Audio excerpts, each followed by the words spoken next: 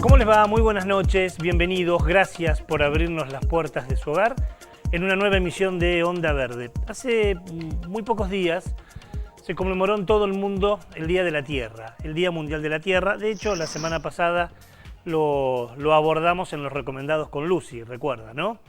Pero nos parece importante poder seguir hablando de algunas cuestiones, mira, algunos datos que hablan de lo mal que estamos tratando a la Tierra en nuestros días. Si tomamos una fecha, vamos a tomar desde la década del 90, desde 1990 a nuestros días, por tomar tan solo un tópico, se destruyeron en el mundo 129 millones de hectáreas de bosques. Es como si hubiera desaparecido todo Sudáfrica. Eso en el mundo. ¿Y cómo estamos en nuestro país? Bueno, Argentina es uno de los 10 países que más deforesta en el mundo. Estamos en el top 10, digamos, de los países que más deforestan en el mundo. ¿Cuánto ha deforestado en este tiempo? Algo así como 8 millones de hectáreas, que es como decir toda la provincia de Entre Ríos. ¿Es el único tópico que nos preocupa para hablar de la salud de la Tierra? No, podríamos abordar otro, podríamos hablar de la cantidad de plásticos que termina en los cursos de agua, fundamentalmente en los océanos. ¿Cuánto desde 1990 a hoy? Y alrededor de 8 millones de toneladas de plásticos fueron tirados a los cursos de agua, contaminando los océanos, los mares, los ríos. ¿Y Argentina cómo está? Bueno, Argentina está en el puesto número 28 de los países que más plástico ha tirado a sus mares. La fiebre de consumo nos está enfermando. Si el mundo sería un gran supermercado y tendríamos las góndolas para ir a tomar de las góndolas lo que necesitamos, y el mundo nos diría, miren, acá está, en las góndolas tiene todo esto para un año. Nosotros los estamos consumiendo todos alrededor del mes de junio o julio. Quiere decir que hoy por hoy la humanidad necesita 1,5 planetas por año para satisfacer sus necesidades. No va más esto. Va a llegar un momento en que el mundo le va a decir, y no tengo más. No tengo más madera para darte, no podemos generar más electricidad. ¿Y por qué le vamos a decir? Porque te lo consumiste todo. Lo que yo te daba en un año, vos te lo consumías en 5 o 6 meses.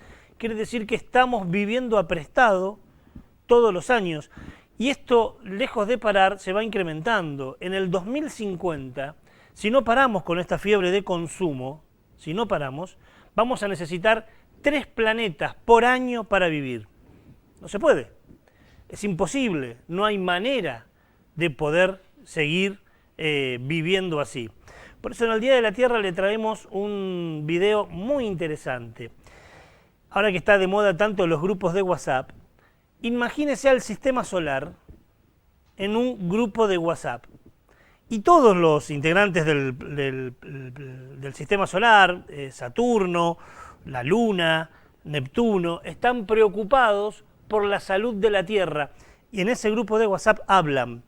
Es una ficción muy interesante para ver lo enferma que está el planeta Tierra.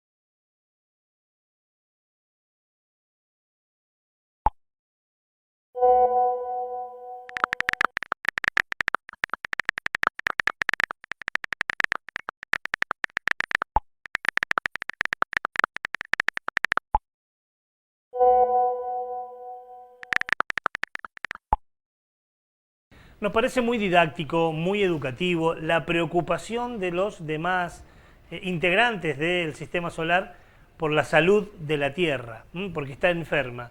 Y vaya si está enferma. Y ahí aparecía, ¿no?, en ese grupo de WhatsApp, cómo todos estaban preocupados.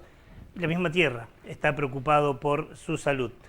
En este aspecto, una buena es un proyecto de ley que presentó el diputado Carlos del Frade. En breve vamos a hablar con él en el programa para que nos cuente un poco más. Pero por lo pronto, presentó un proyecto para que la Cámara de Diputados, y ojalá luego la de Senadores, declare los bienes naturales de la provincia como inalienables e inembargables.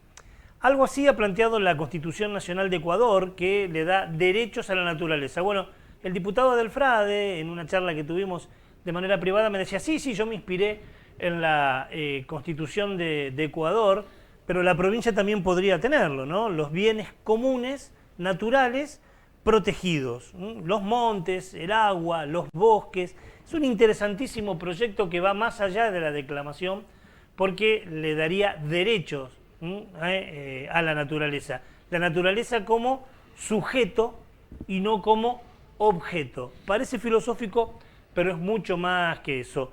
En el Día de la Tierra está bueno que la legislatura de Santa Fe tenga un proyecto que discuta al menos este tema.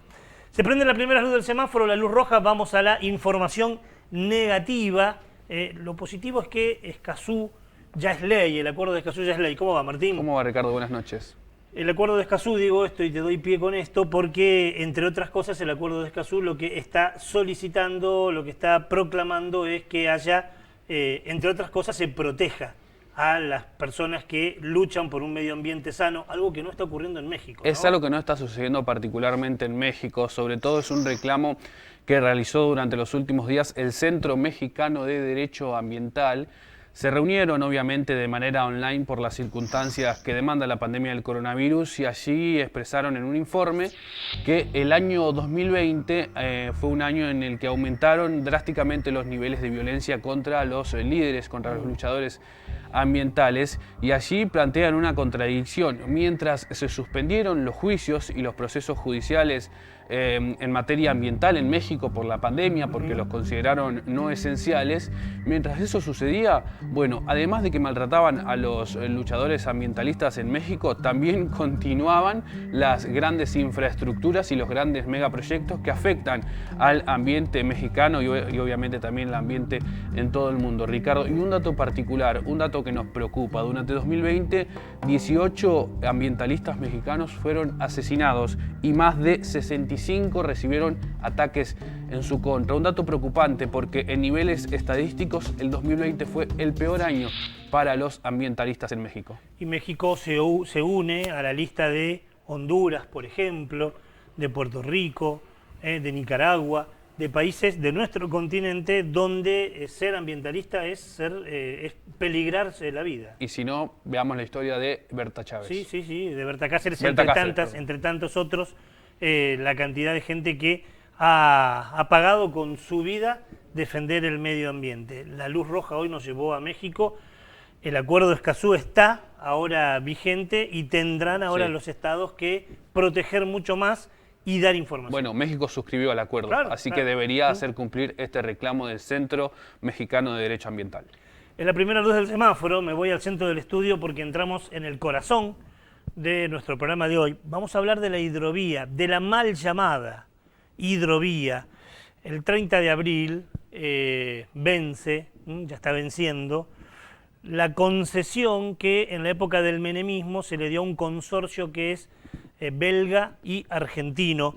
Yo le decía el mal uso de la palabra, porque hidrovía es un término no castellano, es un término comercial impuesto en nuestra cotidianeidad. En realidad, cuando hablamos de hidrovía, hablamos del río.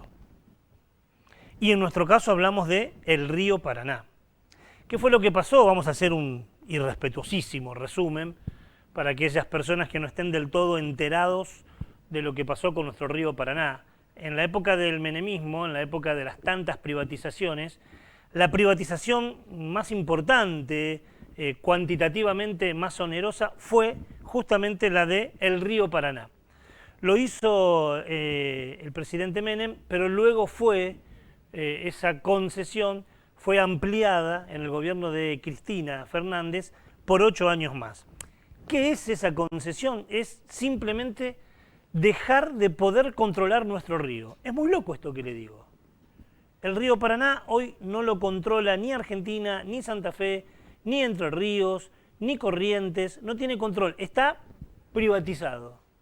Para poder navegar por ahí hay que pedir permiso a una empresa. En algunos lugares hay hasta que pagar peaje. Y por ahí se va gran parte de la riqueza de nuestro país. No solo la riqueza, el diputado Carlos Delfrade ha denunciado que por allí se va inclusive gran parte de la droga, se va y entra. La exdiputada, ya con mandato cumplido y socióloga de la comunicación, Alcira Argumedo, habló en algún momento de la trata de personas, que sale también por allí. Bueno, sale muchísima riqueza desde el río Paraná y no sabemos porque no hay control de lo que sale. Mire, por el río Paraná sale el 80% de la producción nacional. Si lo ponemos en número, el año pasado, que fue un año de pandemia, un año donde ciertas actividades se paralizaron, 56 millones de toneladas de grano salió por el río Paraná. Desde el año 95 al 2000, 235 millones de dólares, que es algo así como casi 40 millones de dólares por año, salió por el río Paraná. Y de eso nuestros estados, ni el Estado Nacional ni los estados provinciales, tienen algún tipo de beneficio económico. ¿Por qué? Porque sale por puertos privados. ¿Cuántos puertos privados tenemos en el lecho del río Paraná en esta zona? 36 puertos privados. De Cargill, de Monsanto, de Dreyfus. Son puertos privados. Nadie sabe qué entra, nadie sabe qué sale. Inclusive las empresas pueden sacar lo que quieran tan solo firmando una declaración jurada y nadie controla. No hay libre navegación de los ríos y tampoco hay aduana que pueda controlar y hasta recibir algún tipo de beneficio económico por la cantidad que sale de nuestra producción por el río Paraná. Estamos muy preocupados por este tema, lo planteamos ahora porque está por vencer la concesión. Hubo un intento del gobierno nacional por nacionalizarlo, que para nosotros es la mejor idea. Luego se vino atrás, se quiere concesionar nuevamente, no se sabe qué va a pasar. Hay muchos foros de debates sobre este tema y hace muy poco tiempo participamos, nos invitaron también a nosotros desde el programa, de una charla que organizó el Foro por la Soberanía. Allí tuve el enorme honor de participar junto a Mempo Giardinelli. No sé si hace falta presentarlo a Mempo, chaqueño él, escritor, periodista, integrante de Manifiesto Argentino. Bueno, de esa charla pudimos extraer algunos tramos de lo que dijo Mempo Giardinelli. Habló de la importancia de que el río sea nuestro y no como ahora. Inclusive habla del nombre, de esto que decíamos recién. Primer tramo de Mempo Giardinelli. Nosotros venimos propugnando, empezamos a luchar muy duramente primero por la no privatización del río, porque nosotros entendemos que las tercerizaciones, las concesiones y todos estos vocablos a la moda son formas de colonización. Y la colonización empieza por la privatización. Nosotros pensamos que el río Paraná es un río que nos involucra entre 12 y 13 millones de argentinos y argentinas que vivimos a las riberas del río. Un río que tiene un régimen de funcionamiento absolutamente anormal y, para decirlo bien y pronto, mal parido desde el comienzo. Porque desde que Carlos Menem nos hizo el tremendo daño de dejarnos sin los dos instrumentos que hacen a las exportaciones en todo el mundo, que son el ferrocarril y los puertos. No hay puerto en el mundo que no tenga una gran terminal ferroviaria, menos los puertos, los 20 y pico de puertos que hay en la Argentina, en el río Paraná. Y no solo eso, sino que además hicieron un trabajo de zapa muy dañoso, que fue en primer lugar cambiarle el nombre al río. Se habla de hidrovía y nosotros repudiamos el término hidrovía. Hidrovía no es una palabra de la lengua castellana. Hidrovía es un concepto comercial, oportunista, que no tiene correlato prácticamente en ningún lugar del mundo. El río Mississippi, que es el río más importante de los Estados Unidos, junto con el Missouri, y que da que juega el mismo funcionamiento que el Paraná para nosotros, desemboca en el Golfo de México y de ahí hace todo el comercio exterior por el Atlántico de los Estados Unidos. Es un río. Vayan y digan ustedes que es una hidrovía y lo sacan picando. El río Elba, que es el río más importante de Alemania, que da a Hamburgo, que es uno de los 3 puertos más grandes del mundo, no es una hidrovía, es un río. El Volga en Rusia, el Mekong en China. Es decir, que la concepción, la imposición del nombre hidrovía ha sido una manera de quitar el nombre Paraná. Y no es algo atrabiliario, es algo muy sencillo de explicar. Miren, si a cualquiera de los 12 o 14 millones de ribereños de la Argentina usted le dice que le están robando la hidrovía, posiblemente se habla y posiblemente no le importe demasiado. Pero si usted le dice que le están robando el río y que le vienen robando el río Paraná desde hace 25 años, seguramente va a reaccionar. Porque el río Paraná es parte de nuestras vidas. Nacimos a orillas del río, nos bañamos en el río, nos pillamos en el río, amamos en el río, sufrimos en el río, pescamos en el río, nos educamos bien y mal en el río. Y el río Paraná ha sido parte de nuestra vida. Por eso lo llamamos, acá lo llamamos el padre del río. Y además fue un orgullo durante décadas, porque era tanto el puerto de Barranqueras, aquí muy cerca donde yo vivo, en el Chaco, como el de enfrente, el puerto de Corrientes, eran puertos de referencia, porque eran los grandes puertos donde empezaba la actividad comercial, industrial y exportadora de la Argentina, con 2 puertos que eran grandes, que eran importantes, y que eran un orgullo para este sector, porque además llegaban los barcos de la flota fluvial del Estado argentino, que eran barcos importantes, de pasajeros, comerciales, grandes barcos que se fueron acabando. Hoy, 30, 40 años después, hoy no hay ningún barco en el río Paraná con bandera argentina. Hay lanchas, pequeños remolcadores, pero todo el transporte comercial que circula por el Paraná es prácticamente todo extranjero, en gran parte, sobre todo aquí, de los barcos paraguayos, que tiene la tercera flota fluvial más importante del mundo, la tiene Paraguay.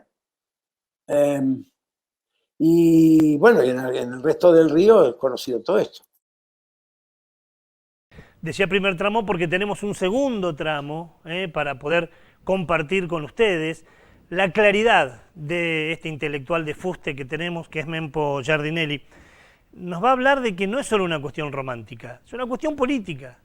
Poder navegar el río Paraná, tener el control de la riqueza que entra y que sale del río Paraná, es una cuestión política. Para que el río Paraná sea navegable y enormes barcos puedan entrar, se draga. ¿Pero cómo se draga? ¿Sabía usted que parte del dragado es dinamitando las islas? Las islas del sur de Santa Fe, las que tienen límites con Entre Ríos. ¿Sabía usted que parte de la quema de humedales del año pasado y el anterior puede haber tenido que ver con este negociado fabuloso y escandaloso que es la hidrovía? ¿Sabía usted que no queda nada de riqueza en nuestras manos? Segunda parte, Mempo Giardinelli. No es solo una cuestión romántica, decir, ay, mirá qué importancia que tiene. No, tiene una importancia fundamental, porque también el cuidado del río, y no es solo el dragado, también es importante. El plancton de todos nuestros ríos, el ataque que hay permanente a los bancos de arena, ha modificado prácticamente toda una cuestión fitosanitaria. Y yo como ambientalista también repudio todo eso y creo que es peligrosísimo. Estamos perdiendo uno de los grandes humedales. Este riego se corre a medida que vamos hacia el sur, a medida que el río Paraná ahora prácticamente se está empezando a desviar por el Paraná Bravo hacia Palmira, que es un puerto inglés en territorio uruguayo, de ahí a Montevideo, que es otro puerto inglés en territorio uruguayo, y se está obstaculizando permanentemente la decisión, si es que realmente está tomada, dragar y de poner en funcionamiento el Canal Magdalena, que es el canal que la Argentina necesita, porque miren, nos educaron a todos y todas durante décadas en que éramos el país de las vacas y del trigo. Lo cual era cierto en cierto modo, porque ni las vacas ni el trigo eran del pueblo, pero bueno. Pero no nos educaron en el sentido de que la Argentina es, además y quizás sobre todo, un país marítimo. La costa argentina es extraordinaria. Pocos países en el mundo tienen una costa marítima como la que tenemos nosotros. Por la riqueza, por las posibilidades exportadoras e importadoras que tienen, los puertos que tenemos, desde Mar del Plata, Bahía Blanca, de ahí para abajo, Comodoro, Puerto Deseado, y todas las islas del Atlántico Sur, y obviamente la Tierra del Fuego, significa que la Argentina tiene una riqueza potencial extraordinaria. Y es indispensable que ese vínculo, esa línea, sea una línea única, que una el Paraná a través del Canal Magdalena con el sur. Ustedes ya deben saber, acá hay varios portuarios que saben mejor que yo, seguramente. Uno de los grandes problemas que tenemos que es que toda la mercadería argentina tiene que salir primero para Uruguay, tiene que pagar peajes, tiene que pagar demora, cargos, etcétera, para volver a entrar. Y sobre todo, el río Paraná es un río hoy ya robado. ¿Por qué? Porque la AFIP no cobra un centavo de impuestos. En un río que se calcula que el transporte de comercio exterior es de entre 25 y 50 mil millones de dólares por año. Ni un centavo pagan en términos de impuestos. Además de que nadie sabe cuál es el peso verdadero, porque nada se pesa en este río. Nada. Todos son declaraciones juradas que van a la Bolsa de Comercio de Rosario, que es una de las peores instituciones en términos de credibilidad. Sacan lo que quieren, entran lo que quieren, tan solo con la firma de una declaración jurada. No hay Estado que pueda permitirse esto. Ni los estados más liberales. Vaya a decirle, como decía Mempo, vaya a decirle al ciudadano norteamericano que el río Mississippi está privatizado. No, es una vía de comunicación libre y es una vía de comercio donde el Estado norteamericano también recauda de esa producción.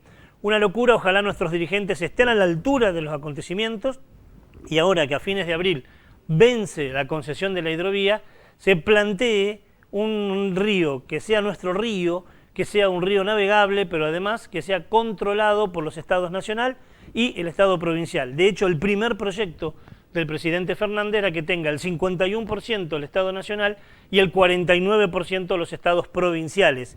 De eso luego se fue devaluando y casi no ha quedado nada. Ojalá se vuelva a esa idea. Vamos a seguir hablando de la hidrovía, pero es momento de presentar el primer corte. Cuando volvamos, seguimos con este tema.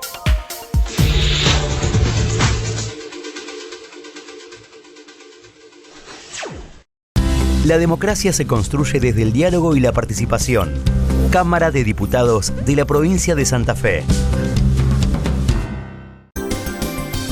Cuidamos el ambiente recuperando. Donde otros ven basura, nosotros vemos oportunidades. Integral Reciclados. Trabajo del presente con la responsabilidad del futuro. Integral Reciclados. Gobernador Menchaca 7200. Santa Fe.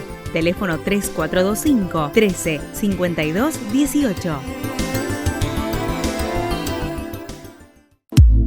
Anfestram, la mutual de los trabajadores municipales y comunales de la provincia de Santa Fe. Anfestram, tu mutual más cerca. ADUL, Asociación Docentes de la Universidad Nacional del Litoral. En la lucha por salarios dignos, jubilación móvil y una universidad democrática, pluralista, científica y al servicio del pueblo. ADUL, Pasaje Martínez, 2683.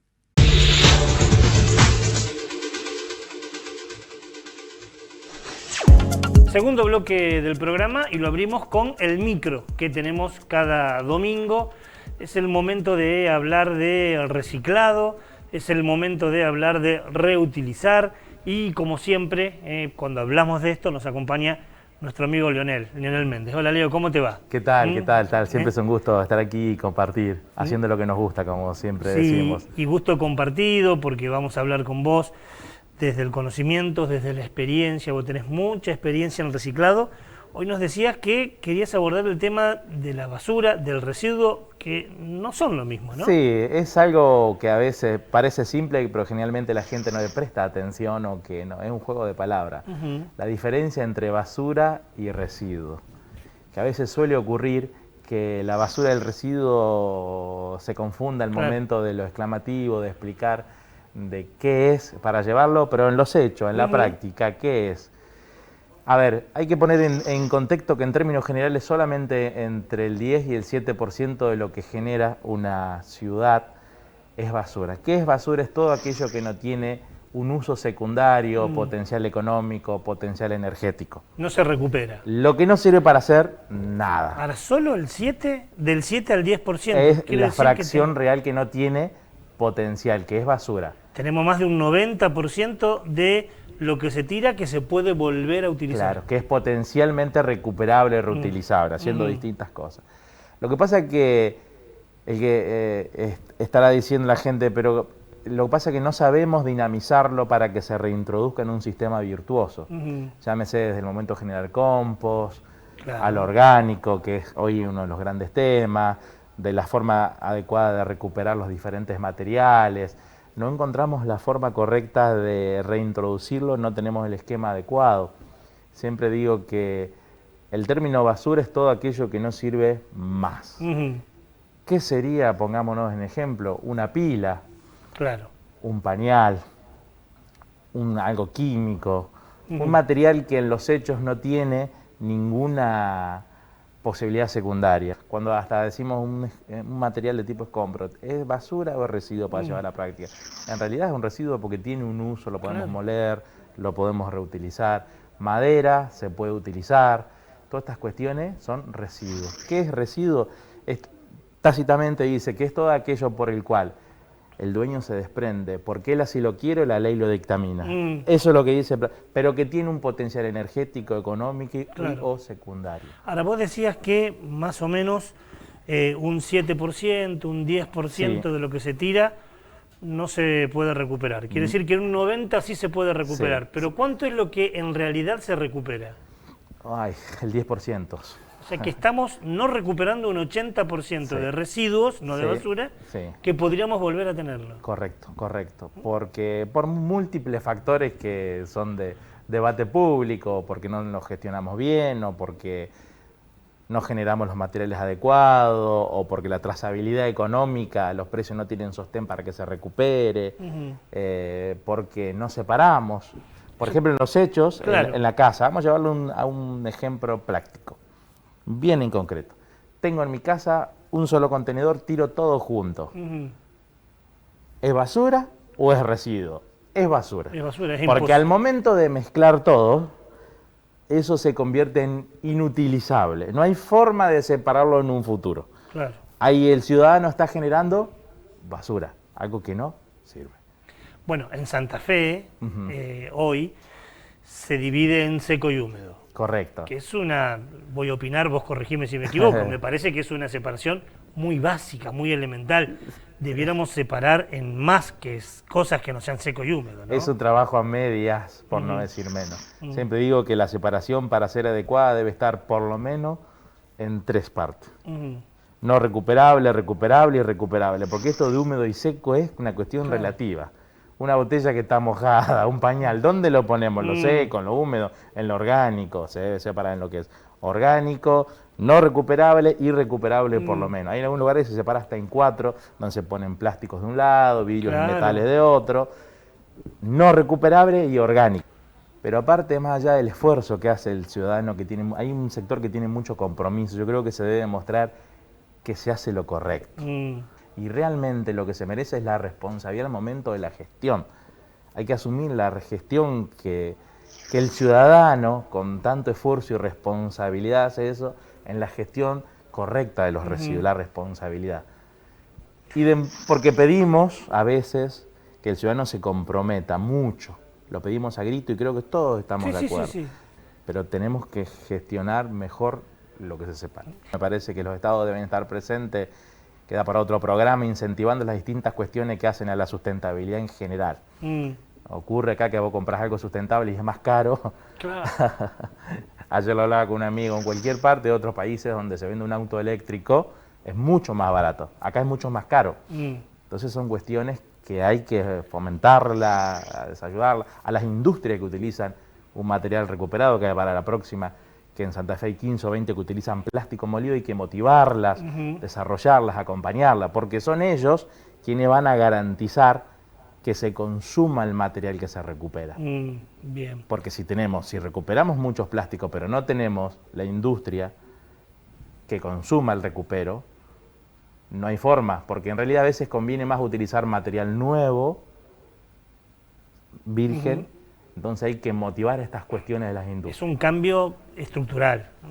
Sí, es un cambio estructural pero profundo, pero creo que es el tiempo, nos demanda la forma de vivir, creo que es el momento. Es que los estados ya no saben más qué hacer con la basura. Correcto. No saben si no hay lugar para enterrarlo, no hay lugar para ponerlo. Digo, es un problemón la basura para las políticas públicas, más allá de que haya cabeza o conciencia ambiental, es un problema estructural. Sí, es un problema estructural, pero también es cierto que creo que no está la decisión de los diferentes estados de invertir en esto. Invertir en estas cuestiones e invertir en calidad de vida. Y a la postre, en los próximos años, eso redunda en otra cosa. Se quiere hacer, pero no se quiere invertir. Y en esto es imposible. Pero es una inversión que se recupera, además, porque con el tiempo no tenés que pensar otro relleno sanitario y demás. Por supuesto, disminuimos la cantidad que enterramos, mejoramos la calidad de vida, generamos un ciclo de reciclado e industrialización que es súper virtuoso para todos, generamos un montón de cosas, pero realmente me parece que hay que repensar un esquema de los diferentes estados, donde hay que pregonar una inversión, tanto en los colegios, en contenedores. Es común ver recipientes de residuos en las esquinas, repletos. Son cuestiones que hay que apuntalar. ¿Sabemos cuánto basura se genera en Santa Fe? ¿En la ciudad? 1,280 kilos por persona, es el cálculo que es público. O sea que si sacamos por 450.000 personas, ahí lo vamos a tener. ¿Por día? Por día, y más lo que tenemos, que tenemos el escombro, la poda, siempre hay un poco más. Claro, claro. O sea, realmente es un tema que urge, que hay que empezar a gestionarlo, mejorarlo en todo sentido. Pero creo, bueno, la sociedad demanda hoy, hay una nueva generación con mucha responsabilidad. Nosotros que ya somos grandes, ahí me gusta, hay una nueva generación con mucha responsabilidad ambiental, que cuida, que dice qué haces. Siempre digo, cuando voy a un kiosco veo, con nuestros años no teníamos en un kiosco 500 golosinas con 500 envases. No vivimos nosotros eso, había 10 golosinas. Hay muchos caramelos que es increíble, eso no es natural. La cantidad de papel que eso lleva también y demás, ¿no? Es así, siempre los materiales. Me quedo con este dato que planteaba Lionel, ¿no? Podríamos reciclar alrededor del 90%, recuperar el 90% de lo que hoy no se recupera, o el 80%, poneles, de lo que hoy no se recupera, parte de nosotros, pero por exigir políticas públicas, que esto se pueda hacer. No es muy costoso y no es muy difícil. No, y redundan en calidad de vida para todo, tiene un amplio impacto tremendo en todo sentido. Como siempre decimos, lo que hace falta fundamentalmente es voluntad política. Decisión, correcto. Ni más ni menos. Gracias, Leonel. A ustedes, a vos en especial y a todos. Como una vez por mes, Leonel viene a hablarnos de esto, de reciclado, viene a hablarnos de recuperar, de cambiar la cabeza. En la otra parte del estudio ya está ubicado Martín Fernández para presentar La Luz Amarilla. Hubo un evento internacional, nos va a decir si esas cumbres que se hacen en el mundo para hablar sobre medio ambiente sirven o no sirven. ¿Decidieron algo? Te lo presenta Martín en La Luz Amarilla. Hace algunos días se reunieron varios líderes mundiales en una cumbre global sobre cambio climático, sobre ambiente. Una particularidad, una buena noticia que podríamos compartir en esta Luz Amarilla es que la mayoría coincidió o por lo menos tuvo posiciones acercadas sobre reducir los gases de efecto invernadero para los próximos años en el mundo y de esta manera poder cuidar el medio ambiente. Por ejemplo, el presidente de Estados Unidos, Joe Biden, quien convocó a esta cumbre, propuso que Estados Unidos va a reducir en un 50% la emisión de estos gases para el año 2030. Algo similar propusieron los líderes de la Unión Europea, que hablaron no de una mitad, sino de un poquito más, de un 55% de reducción de estas emisiones. Y fue particular también lo que expuso el presidente de China, Xi Jinping, una reducción de estas emisiones, pero hasta el año 2060, no hasta el año 2050, como plantean algunos líderes ambientales. Quien también estuvo en esta cumbre fue el presidente de Argentina, Alberto Fernández, quien planteó que para dentro de algunos años Argentina va a desarrollar con un 30% de energía renovable toda su matriz productiva. Esto dijo el presidente Alberto Fernández, que la matriz productiva de Argentina se va a desarrollar con un 30% de energías renovables, y además también prometió darle un fuerte impulso a la Ley Federal de Educación Ambiental en los próximos meses. Ahora habrá que ver no solo si Alberto Fernández cumple con lo que propuso, sino también habrá que ver si las potencias mundiales como Estados Unidos, Rusia, China y la Unión Europea también cumplen con estas propuestas que dejaron. Ya tenemos, Ricardo, seguimos con el programa de hoy, ¿no? Gracias, Martín. Estamos en esta parte del piso para continuar con el programa. Solo pequeño aporte a la luz amarilla del día de hoy. De estas cumbres se dice tanto y se hace tan poco que uno ya perdió las ilusiones, pero ojalá que los líderes del mundo entiendan que estamos en una encrucijada y que hay que cambiar la manera de producir y de vivir. En el bloque anterior hablábamos de la mal llamada hidrovía con Mempo Giardinelli y aclaró bastante el tema, ¿no? Contextualizó, pero vamos a entrar en la actualidad y para eso estamos comunicados vía Zoom con Martín Ayerbe, que es presidente del Foro Naval Argentino Hipólito Bullard y representante de Social 21, La Tendencia. Martín, ¿cómo te va? Buenas noches. Buenas noches, ¿cómo están, muchachos? Muy bien, gracias por atendernos, Martín. En estos minutos que tenemos, primera pregunta, ¿por qué sería importante que el río Paraná, la mal llamada hidrovía, sea estatizada? Las tareas que se están poniendo en discusión en este momento tienen que ver con el dragado, pero eso no es suficiente. Por supuesto que el dragado lo debe realizar el Estado, como lo realizó en su época antes de los procesos de privatizaciones de Menem en la década de los 90, hace 30 años atrás, cuando los realizaba Construcciones Portuarias y Dragado, que era la empresa estatal complementaria a la actividad de los puertos estatales. Claro. Hoy, los puertos están en manos extranjeras, el dragado está en manos extranjeras, la navegación está en manos extranjeras, el comercio exterior argentino está en manos extranjeras. Entonces necesitamos algo más que estatizar apenas un eslabón, que es el de menor importancia en términos estratégicos y de facturación, como es el dragado.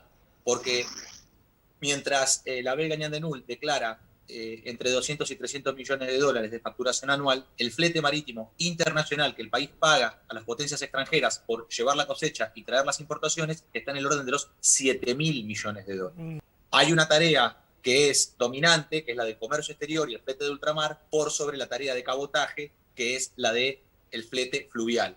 La Argentina tiene que volver a navegar en ultramar, tiene que reservar el 100% del flete fluvial para barcazas argentinas y con el sistema de barcazas, que es el que es tecnológicamente conveniente en términos ambientales, dejar de dragar el Paraná, navegar con el calado de 3 metros, que es lo único que requieren las barcazas, y de esta manera nosotros nos estaríamos valiendo de el transporte más seguro, más barato y más ecológico del mundo, que son los trenes de barcazas. El tema del dragado es central en este aspecto, ¿no? Por supuesto, vamos a ponerlo en términos de equilibrio de Pachacuti con respecto a nuestra Pachamama, nuestra madre común de todos los seres vivos de este universo. Los animales y las plantas usan todo el poder para sobrevivir a las circunstancias. Y la energía de adaptación se consume hasta el último de los días, pero a diferencia de animales y plantas, el hombre tiene, mediante el pensamiento, la cultura y el trabajo, el poder de transformar su entorno. A medida que pasaron los siglos, la circunstancia fue superada, pudo adaptarse y fue modificada en su provecho. Pero con el tiempo, el hombre lobo del hombre, el Homo homini lupus, tanto poder se volvió contrario a la propia vida, se aburguesó y empezó a quemar la naturaleza en busca de comodidad y acumulación material. Este es el contexto actual del capitalismo y el imperialismo, que son los órdenes que dominan el planeta Tierra y que definen las tecnologías con las cuales se depreda la naturaleza. Entonces, el resultado de lo que estamos viviendo es el resultado de perder lo más sagrado, que es el respeto a la vida. Y el hombre se ha convertido de lobo del hombre a lobo de la naturaleza.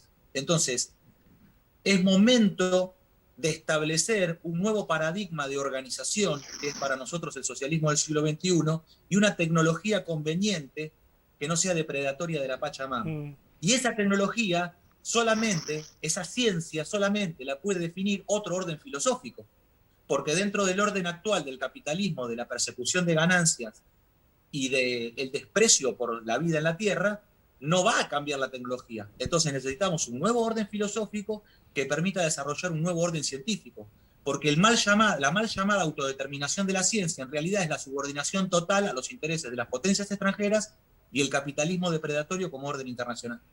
En este aspecto, hoy decíamos, gran parte de los granos salen desde el río Paraná de más de 36 puertos privados, de los cuales no tenemos control, no sabemos qué entra, no sabemos qué sale, además de lo contaminante que significa por el modelo de producción agrotecnológica. Que esto se cambie, que este paradigma se cambie, ¿está relacionado también con la soberanía alimentaria? Poder definir un nuevo paradigma de producción de alimentos también es parte de un nuevo orden social. Estos grandes volúmenes que la Argentina produce son volúmenes para exportación. Los argentinos nos alimentamos poco, caro y mal con el apenas 8% de la producción agrícola del país. El 92% sale allende los mares en buques extranjeros, de multinacionales que dominan el comercio exterior desde hace 500 años. Entonces, esto creó un tipo de paradigma de explotación agrícola con el cual para producir 50 millones de toneladas de soja nos rocían con 350 millones de litros de agente naranja, el defoliante que utilizaron en la guerra de Vietnam los norteamericanos para combatir al Vietcong durante todos los años. Entonces ese arma de guerra que utilizaron los norteamericanos en Vietnam, hoy lo están utilizando en la producción de este paquete tecnológico que poco tiene que ver con la naturaleza, que poco tiene que ver con la alimentación y que solamente atiende las necesidades de los grandes volúmenes que demanda el capitalismo internacional. Entonces, este paquete tecnológico no es el conveniente para nuestro país, porque mientras ellos se quedan con la proteína vegetal que anda en el orden del 40-45% por kilo de soja, a nosotros nos queda el glifosato, la contaminación de nuestras aguas, nuestras acequias, nuestras aguadas, nuestro río, nuestras napas. Entonces, tenemos que ir hacia otro tipo de producción. La escala es irreversible. Los factores de escala para la producción y la mecanización en el campo son factores irreversibles. No vamos a volver para atrás a trabajar y labrar la tierra con la mano. Pero se ha demostrado en la Argentina, al sur de la provincia de Buenos Aires, como lo realiza, por ejemplo, el ingeniero Cerdá, producciones de trigo, producciones de alfalfa, producciones de maíz, donde no se utiliza el paquete tecnológico de Monsanto y los rindes están muy cerca de los rindes que se obtienen en la zona núcleo de sur de Santa Fe, Entre Ríos y norte de la provincia de Buenos Aires, y a su vez la rentabilidad para el productor, para el pequeño y mediano productor, es superior porque al no tener que ser dependiente de los venenos internacionales, aumenta el margen para el que produce, porque el productor está cautivo en una cadena de valor en donde la multinacional domina la semilla que le vende, el fertilizante que le vende, el herbicida que le vende, le pasa a buscar la cosecha en la tranquera de manera directa con transporte propio, acopia en sus propios silos, en sus propios puertos, eleva con sus propios elevadores portuarios, transporta en flete internacional. Y en esa cadena SID, Cost Insurance Freight, del producto, el productor argentino tiene apenas un pequeño eslabón que es por el trabajo que realiza. Pero la Argentina hoy es un vientre cautivo en el cual viene a reproducirse una semilla extranjera, un fertilizante extranjero, un herbicida extranjero que es aportado por buques extranjeros. Hubo como idas y venidas con qué hacer con la mal llamada hidrovía, desde nacionalizarla y provincializarla hasta volver a la concesión. Social 21 la tendencia, en 2 minutos, ¿qué propone? Social 21 la tendencia propone crear una empresa de transportes multimodales, ELMA del siglo XXI, una empresa de líneas multimodales que realice el flete de ultramar creando la marina mercante con un impuesto del 2% a todos los fletes del comercio exterior y que eso permita financiar las construcciones en astilleros argentinos. A su vez, recuperar la reserva de carga internacional, que son 3.500 millones de dólares para facturar para buques de bandera nacional, donde ahí está el mercado de fletes internacionales, el negocio del mar para la empresa argentina. A su vez, valerse del flete marítimo de los trenes de barcaza para sacar los grandes volúmenes fuera del Paraná sin necesidad de dragar y terminar con la penetración de la flota extranjera en nuestros ríos interiores.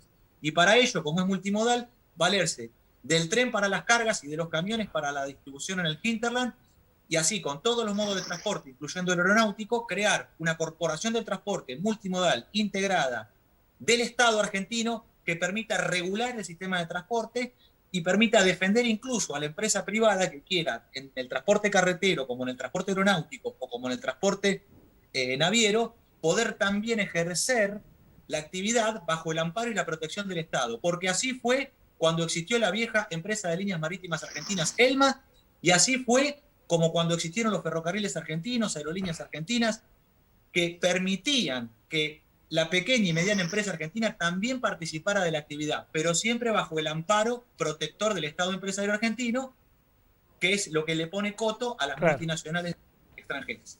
Martín, te agradezco profundamente el tiempo, la disponibilidad por explicar este tema y te dejamos que sigas tomando unos amargos tranqui, ¿sí? Bueno, muchísimas gracias y espero podamos encontrarnos pronto, recordar a todos los argentinos que la necesidad de nacionalización de la actividad de dragado tiene que ser acompañada por la nacionalización de los puertos y por la navegación, porque si no tenemos navegación propia, dragar será solamente realizar una pequeña tarea que además es funcional a las multinacionales extranjeras. Lo que tenemos que hacer es dejar de dragar y recuperar el lecho del río, porque en este aspecto los mensú, los pescadores, aquellos que viven de hurgar el vientre de nuestro río, están siendo expulsados, despojados por negocios internacionales que no dan trabajo en nuestro país. Muchas gracias. A vos, Martín, abrazo muy grande. Era Martín Ayerbe, que es presidente del Foro Naval Argentino Hipólito Bullard y representante de Social 21 La Tendencia. Clarísimo, ¿no? Nos pasamos, vamos a un corte, nos queda material. Cuando volvamos con Lucía vamos a entrar en los recomendados culturales y en la última luz del semáforo, la buena noticia, la luz verde.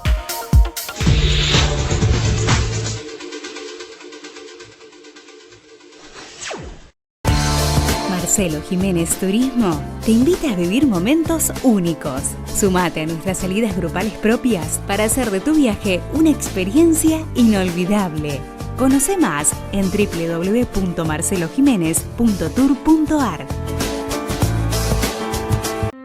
Logramos, a pesar de tiempos tan particulares, avanzar en consolidar una institución de puertas abiertas con un consejo más abierto, más transparente y más participativo. Mirá todo lo que hicimos en www.consejosantafe.gov.ar. Trabajamos por un mundo mejor. FIP Gráfica. Imprimimos con tintas ecológicas. FIP Gráfica. Gigantografías, carteles, ploteados. Teléfono 342-4050-011. Seguinos en las redes. FIP Gráfica. Un mundo de gráfica diferente.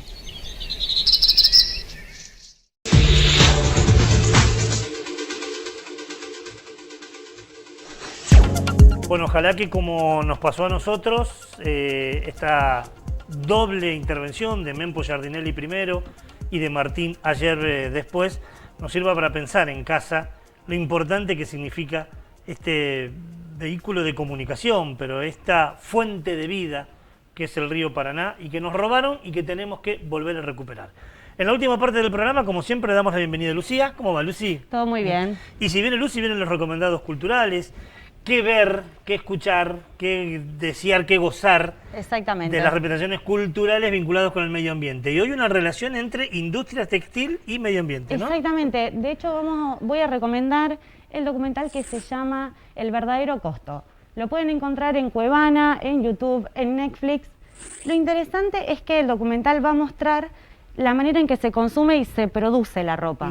Sobre todo el director, que es Andrew Morgan, va a investigar el costo del consumo humano y medioambiental en países como Bangladesh y la India, donde, bueno, la industria ya textil, se sabe, ¿no? claro, Sí, sí. es terrible. Muy bien. Además va a sumar a 2 medioambientalistas que son muy reconocidas en el mundo del mundo de la moda, que son Stella McCartney y Lilia Firth, que lo que ellas van a pedir es un cambio urgente de paradigma dentro de la industria de la moda. Y además, bueno, es un documental que va a dejar en evidencia cómo los recursos naturales y los recursos humanos dentro de la industria de la moda es realmente terrible. Así que bueno, está muy bueno para verlo, realmente es muy bueno. Conocemos historias, y vaya si lo conocemos, de la industria textil vinculada con la explotación del ser humano y con el daño al medio ambiente. Así que es por demás de interesante este documental. Como hacemos siempre, vemos un tramo. Last November, 112 people were killed in another major factory fire. 30,000 Chinese workers have been on strike. Garment workers in Bangladesh paying the price for cheap clothing. Well, the promise of globalization was that it was going to be a win-win, that consumers in the rich world would get cheaper goods and people in the poorer parts of the world would get jobs, and that those jobs would give them an opportunity to work their way out of poverty. This enormous, rapacious industry that is generating so much profit, why is it that it is unable to support millions of its workers properly? The actual business model is completely unsustainable. Unless you change that model, you can't change anything. When everything is concentrated on making profits, what you see is that human rights, the environment, workers' rights get lost. My God, we can do better than this.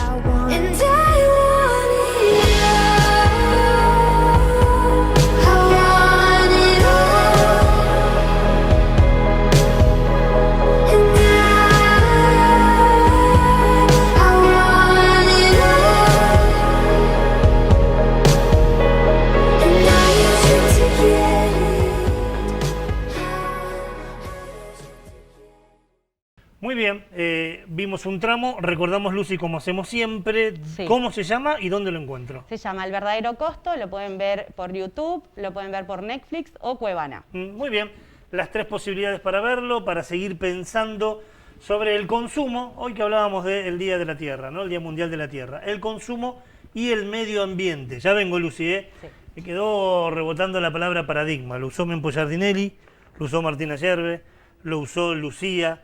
Hay que cambiar la manera de vivir, hay que cambiar el paradigma, si queremos cuidar a la tierra.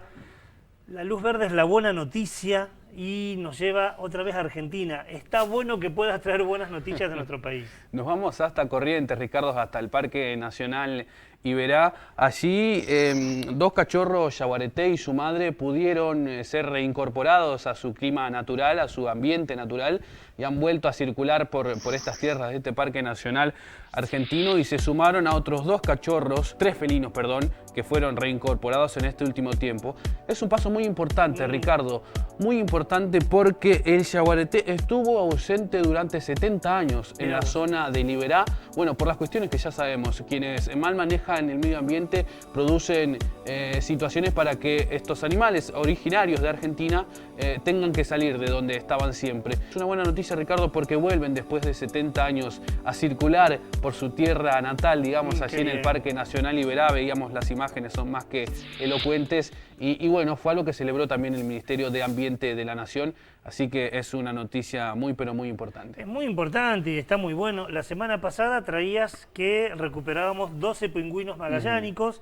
Hoy recuperamos yaguareté, 3 yaguaretés del Parque Nacional Iberá. 2 cachorros y su madre que vuelven al Parque Nacional. Son muy buenas noticias y ojalá que podamos seguir en esta índole para que podamos proteger a nuestros semejantes, ¿no? Así es. Voy a ver lo que recomendó Lucía. ¿Vas a ver? Sí, dijo que era lindo y que era bueno, y si lo dice... Yo generalmente, si te llamás Lucía, confío en lo que decís. ¿Vos decís? Así que bueno, vamos a verlo, lo voy a ver. Bueno, por Cuevana, porque Netflix no tengo. Bueno, y ahora fíjate, porque ahora va a sugerir un tema musical, que además este tema musical, además de pasarla bien, tiene fines solidarios, ¿no? Exactamente, eso es lo peculiar de la canción. Bueno, vamos a escuchar Agua, que es de Yarma y Benjamín Prado, que también está interpretada por la banda Elefantes y Manolo García, que son músicos y poetas españoles, que junto con la Fundación Oxford lo que hacen es, cada vez que se reproduzca la canción, se está juntando y recaudando fondos para generar agua potable a lugares donde más lo necesiten.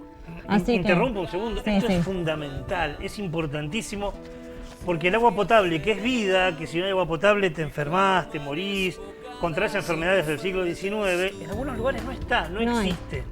Está todo lo que naturalizamos nosotros, que realmente en esta iniciativa está muy bueno poder hacerlo. Así que cada vez que lo ves... Sí, por ejemplo, 18 visualizaciones o reproducciones equivalen a 1 litro de agua potable. Bien, para comunidades que no lo tienen. Exactamente. Así que, bueno, la canción Agua la pueden escuchar y bueno, y así aportan un granito de arena. Y de paso la pasa bien. Exactamente. Que no le parezca poco. Y si la pasó bien hoy con nosotros, si la pasó mal no comente, no diga nada. Ahora, si la pasó bien, le invitamos a que se sume la semana que viene a un nuevo programa de Onda Verde. Será hasta entonces. Gracias por todo. Los dueños de la suerte quieren